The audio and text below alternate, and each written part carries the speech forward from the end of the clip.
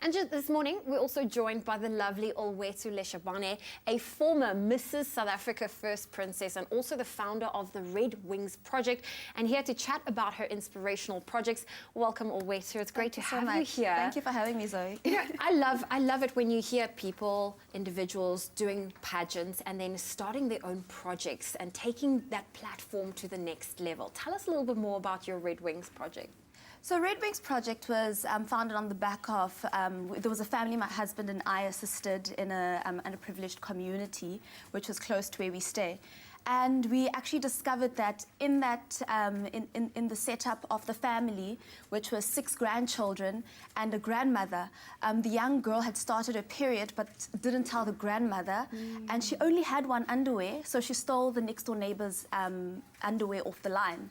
And she was wearing it, and she was found out.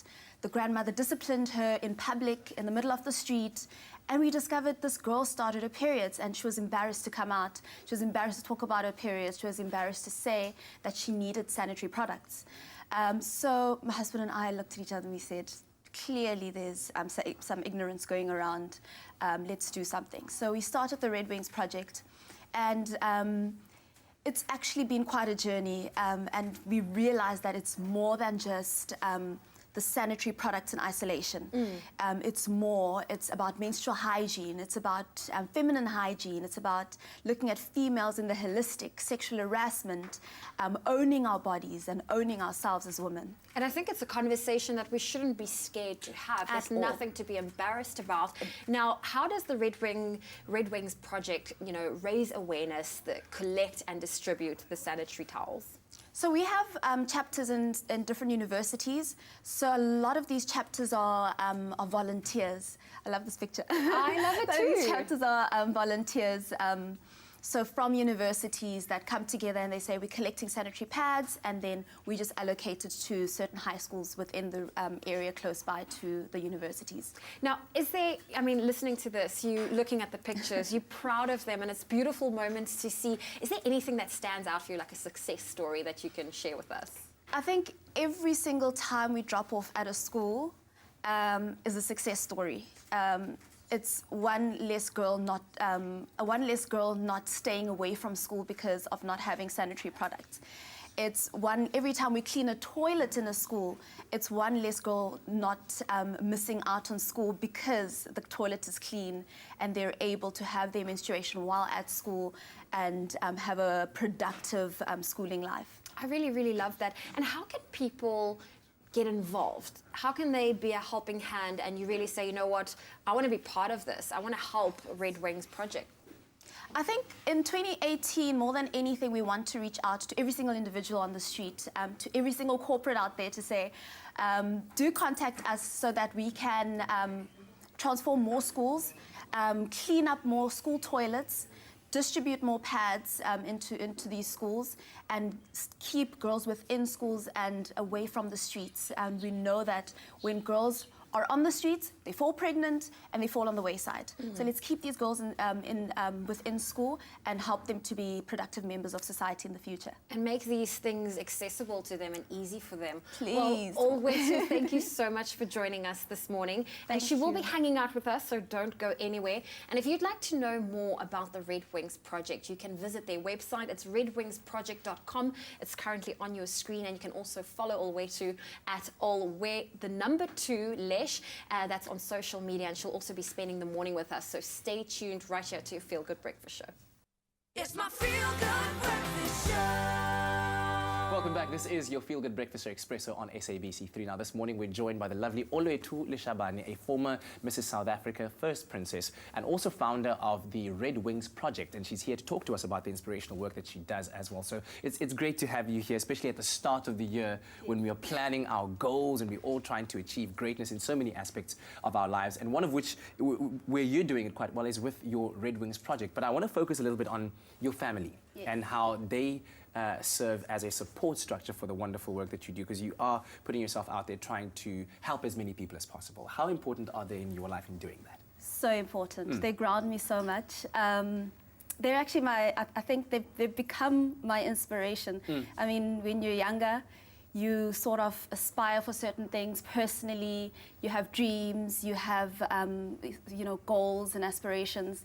But they sort of come in and they take that all over and they become your inspiration and they become your goal is to make them happy. Yeah, and those boys aren't headaches. They're good for you. They keep you grounded, like you say.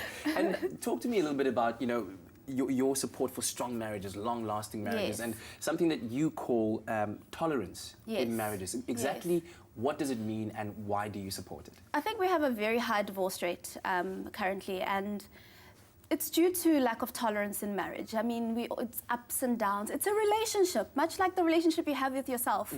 Sometimes you hate yourself, sometimes you love yourself. You can't exactly break up with yourself and, leave yourself. So for me, it's that tolerance. We tolerate ourselves. So my husband is, he's taken over the other side of my heart, and I need to be tolerant of him. I need to, he's not going anywhere. He's really not going anywhere. So we work through the problems that we have, and a lot of the time we sort of look at it as there's issues.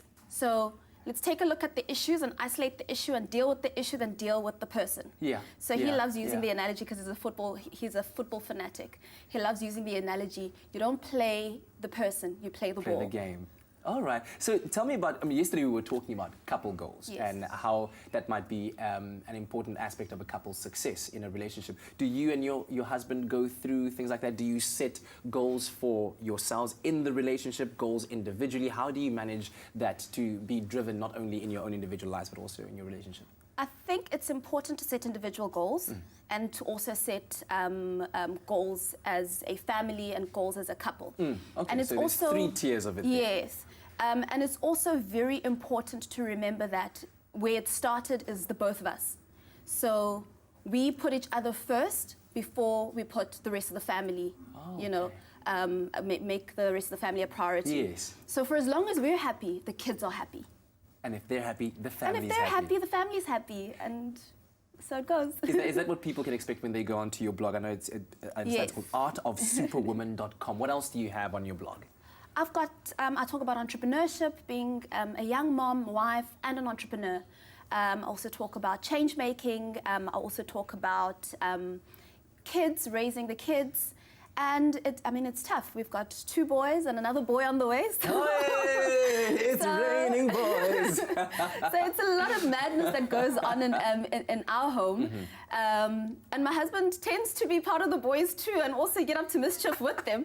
So all that is shared on my blog, Art of Superwoman.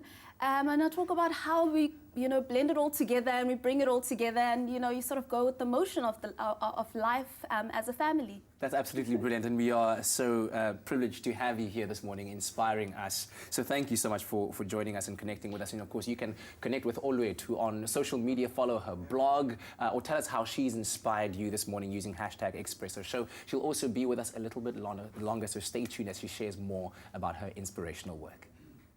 It's my feel-good breakfast show. We are back on the couch this morning with the lovely Olwethu Leshabane, a former Mrs. South Africa runner-up and also the founder of the Red Wings Project. Now, her latest endeavor has seen her partnering with India's Safe City to help reduce the high rape and sexual harassment rates in South Africa.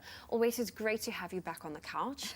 And you know what? Looking at the horrifying statistics of violence against women in South Africa, it's a scary number. It is. What is it about this cause that's so dear to your heart? I think more than anything, like I said, Red Wings Project is all about the holistic looking after young women and women in general in our society. It's not an isolated affair. We need to look at all areas where women are affected and the progress of women is hampered, which is one of them being Safe City.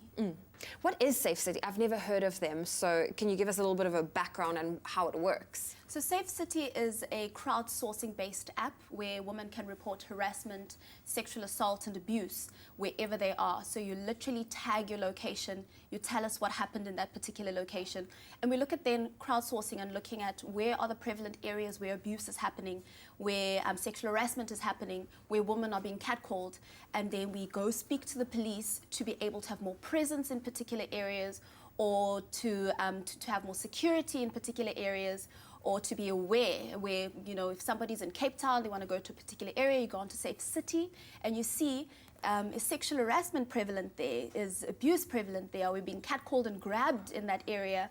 And we know what to look out for. I know. I love how, you know, by sourcing that data, Yes. they'll be able to put different measurements in place. And it's seen success in India. Do you think it's going to work in South Africa? I definitely do. I think the police could do with a lot of help with regards to seeking out and looking for areas of sexual harassment and abuse. Especially, you know, in places such as Long Street in Cape Town, in the city in Johannesburg. And women are not aware of what is sexual harassment, what constitutes abuse. Being catcalled, I can actually report being catcalled at a police station. It's not okay. It's not okay. Yeah. It's not a compliment to be catcalled while walking in the mall and in a public space. And for as long as we don't raise that awareness and we stop normalizing this behavior, men then move on to the next level. I can only assume with it being an app, there is a level of, you know, you can stay anonymous, I believe. You can stay anonymous. You can write your story and then decide that I want to come back and actually report the crime. You print out your story. You go and you attach it to your to your police statement at the police station, and there you are. You filed your docket and hold somebody accountable. And it's about moving the victim blaming into perpetrator accountability. I really, really love that. And it's something you can do off, you know, with the touch of a button on your phone. Exactly. It's easily accessible. Exactly. And for people that want to know more about this and want to, you know, access Safe City, how can they do that? Download the Safe City app. We're also going to be creating a South African domain where we are going to be having the sexual harassment laws and guidelines, etc., and regulations up on that website. Download the app. Email us info@redwingsproject.com for more information and to be in touch with us as to what else we can assist you with. If you want to stay anonymous, you don't feel like using the app, email us as well, and we can see where we can allocate you maybe a service provider in your area, a police station in your area, a safe space in your area, as well as a therapist in the area who can help you or deal with the trauma that you've been through. Okay, well, Olwethu, this is absolutely incredible and really changing the way in which people can report these incidences. So thank you so much for coming on board and showing us what Safe City is all about and for doing what you're doing. I think it's absolutely incredible. Thank you so much for allowing me to share. Thank you. And we've got the information for you on our screen right now. If you need more information, you can check out the safety and security and help spread and stop violence against women and children. But don't go anywhere. We're going to take a quick break on your Feel Good Breakfast show.